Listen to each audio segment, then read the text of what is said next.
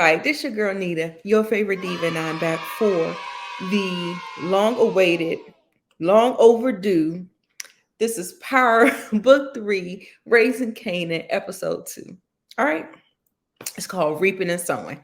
Okay, y'all, status report, turn up, turn up, turn up, turn up. There was a lot of character development and things that was developed in the plot.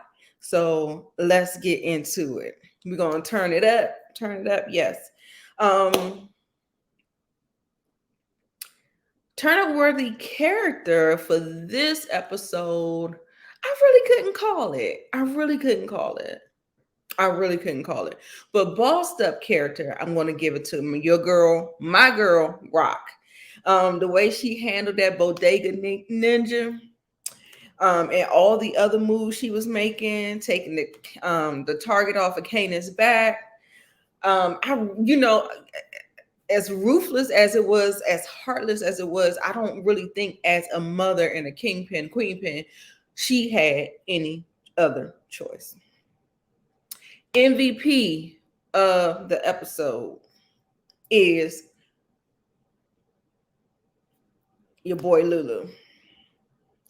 Ah, I'm so conflicted. He's in some other categories, but this is what Rock needs in her corner. She needs somebody that's on her thinking level. She needs somebody that's taking orders and executing.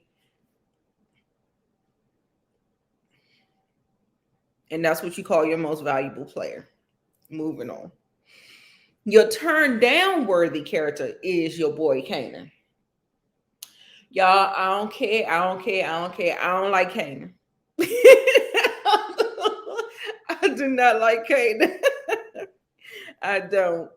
He is so bullheaded. He is so hard headed and just plain old dumb. And I'm just like, come on, boy. I need you to get some sense about you. I'm like, how you gonna have how you gonna be street royalty coming from Rock and Defcon, and you don't even have common sense, Nick. Anyway, he blew me on a whole lot of different levels on this joint right here. Creep Ambassador Award goes to Lulu. Man, picking up D Wiz, taking him out to have a night of his life before ending his life. Oh my God. Oh my God. That was a mess. A mess. And poor Lulu, he did not. That broke his. He did not want to do it when Rock gave him the orders, because he was with her the whole day, and we'll get to that in some of the other categories. I'll spell it out, but he saw how she was talking to them boys, and so he know how she think too. And when she gave the order, he was like, she was like, I don't like it no more than you do. I was like, oh my God. It was a mess. Rock man, creep ambassador number 2. She is definitely ruthless. She was looking so sinister at them boys when they got to the bodega. And, it was just something all in her eyes and the way she was looking, and the questions she asked. Listen to the questions that she asked you. I guess Kanan gonna end up learning one day, but it was a mess. She was just asking about her mother, asking D Wiz about his mother, and all of that. I was like, mm, mm. And I was just like, the way she was just looking at him, I was like, oh boy, this is just not gonna end good on that. So moving on to the next creep ambassador is the bodega owner beating his wife beating ass ninja. I was just like, like a pure shiner. Like a whole fist print in her eye. You know how I feel about it, baby. We don't do that for there. So But if you notice, catch how Rock was looking at that wife. Pete game. Trying to tell you it's not going to end well for that bodega husband, that misogynistic. It's not going to end well for him. I'm just waiting, baby, because it's going to be glorious. I cannot wait. I can't wait. Oh, yeah. And I think we was having a conversation on the panel, and we were saying that Rock, they don't think that Rock, I mean, not that they don't think that she's ruthless. We see that she's ruthless, but I think what they're trying to imply is that Neek is a little bit more ruthless because he killed his day one with his own two hands. And whereas Rock did not, she took an order, and that's in the 48 laws of power. You don't get your hands dirty. So she thinking. So damn son. Okay. When Rock told Lulu it's time to get your Reggie Jackson on, I was like, Reggie Jackson. It wasn't registering to me. I was like, Reggie Jackson. I'm looking it up and I'm like, he played baseball. But I was like, well, what that got to do with anything? I'm still trying to read between the lines or whatever. But as you see it play out, you be like, oh, that's what she talking about. Lulu was blown like ish. Once he understood the assignment, she was like, I don't like it any more than you. I was just like, best line was fighting over a dead man. No, fighting over a dead nigga. I ain't never seen nothing stupider. Period. That's from Jukebox. Wow, Davina got them hands. I was like, oh, she was. I was like, oh, you better do it, girl. I said, she fight like a stripper. You know how strippers fight? They be having the strength of 10 men. You know what I'm saying? Them street women, you better not fuck with them. A bad look was Davina's mom showing up at the school looking cracked out. I mean, crackish. I was like, oof. Girl talking about, you act like I ain't got nothing to do. I'm a single mother of two. I ain't got no man. Girl, get the fuck out of here. It was a bad look. It was just a bad look. And that principal, she is timing up for them, ain't she? Somebody said the principal give them Joe Clark tees from Lean on Me. I thought that was cute.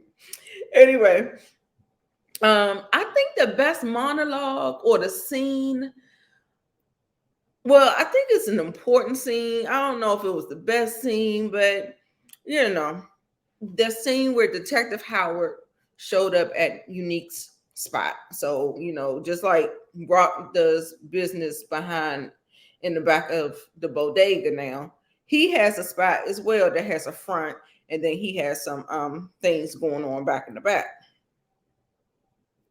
And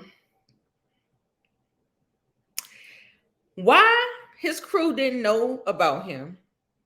And was he implying that he is something else other than the police? Like, I just know you to be police, but I just feel like he's just been saying things that kind of implies that he the man or something like that. And I don't know. Anyway, so, and also to Joey Badass, I love the way he was, his mannerisms and how he was in the scene. I like what he do all together, but that particular scene, like the way he delivered his lines, and you know what, I think they all do an excellent job for a lot of the people to be kind of unknowns and randoms. I think at the beginning of their careers and stuff like that, except for a few of them, I think they really do a good job with the acting. Like it doesn't feel like acting in here. Like I can't really point to anybody and say I felt like they are acting. Maybe, but they're not main cast members.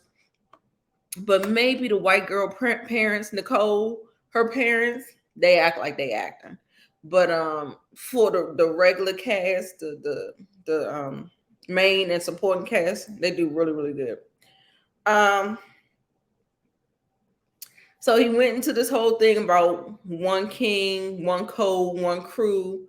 I'm betting on you. He was talking about Rock don't play by the rules. Either she don't give a fuck or she don't know him. The worst mistake was her taking over after High Post died. So I'm just listening to all the dialogue, trying to keep the pieces, kind of, tucked in there to see what was going on. You remember in episode 1, Kanan said he liked High Post, but he got burnt up for snitching. So trying to figure out, did she play a part in that? Because she did take over, in order to be the king, you got to kill the king. So on that type shit. So I'm wondering. I'm still having like some little side eyes with her because it's possible she could have been behind it or something. And he told him he was betting on him, so he gonna make sure he put him on top or whatever. All right. Take that with a grain of salt. Okay, so a good look moment was Jukebox is so smart. She is so business savvy. Her negotiation skills was good. The way she worked that dude down at the market, being confident, knowing that she know. She sold that joint to him. And when somebody can sell you something and you feel like you were paying overpriced for it, and then you're happy because you got it. Now that's a good salesperson. That's a person that worked your ass. So you don't even have buyer's remorse. You know what I'm saying? So I'm just like, okay, I was here for it. I love to see it. Very, very smart and intelligent girl. I also too like the scene when they was at the fancy store and her and Nicole was having this cultural clash. Nicole was she was looking at a shirt or sweatshirt or something like that. Then Nicole offers to buy it for her. Then Jukebox get mad because she is black. She thinks she don't have no money, but she's projecting. That's not what that's not at all when Nicole was coming from with that thing. So Nicole, she ran out the store. Nicole going out after her. She just basically explained. She was just like, that's all I know. When you like somebody, you buy them things. You know what I'm saying? And I'm just like, right, girl, I'm gonna need you to get a goddamn clue. But Juke out here getting it out the mud. So, there is the cultural difference there. But everything worked out and ended up with the kiss. Another wild moment was Rock getting that information out of Kanan. She was playing Kanan, picking his brain, picking his mind, trying to figure out, make sure that the decision that she made was, well, no, this happened prior to her making the decision. So it was early on and stuff like that. So yeah, she was talking about his brother home. That's probably where y'all got the guns from. That's where he got the guns from. And he just like got diarrhea of the mouth, just talking it out, and all the while Rock is just like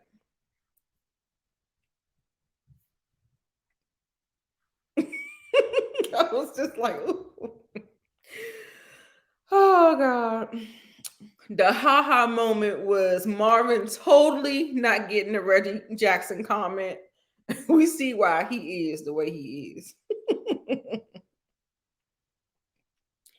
Another haha moment was when Scrappy broke it down to Kanan talking about, you so dumb, you don't even get it. I'm not your teacher, nigga. I'm your babysitter.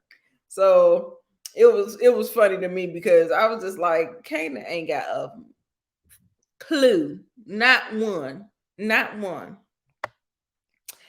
I called BS on the white girl and Marvin becoming an item. I was like, where did that come from? A mess. And that actually happened at the club where Lulu took D Wiz.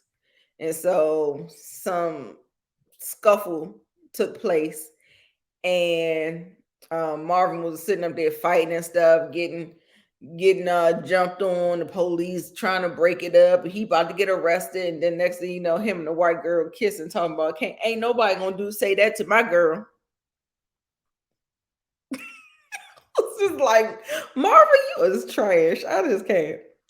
And the clutch my pearls of the episode is Lulu taking the boy D Wiz out.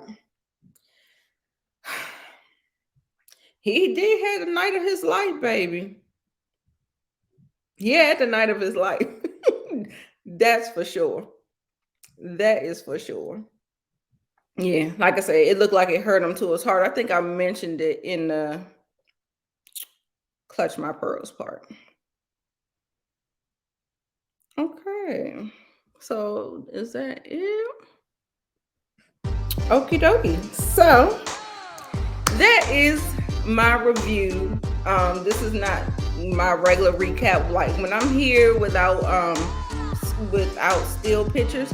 If you guys like this better than the recaps, let me know if you prefer the recaps. I'm trying to keep it a little shorter, and if I'm not doing a full recap, it feels like the video is a little shorter, and I can get them out in time, because those screenshots, that's a lot of work, y'all. It's a lot of work. So anyway, yeah, that was episode 2, book 3, Power, Raising Kanan, and I'm getting ready to do episode 3 now. All right, and I'm gonna get it out to you tonight. Make sure you like, comment, and subscribe, and you make sure you come back. Mwah.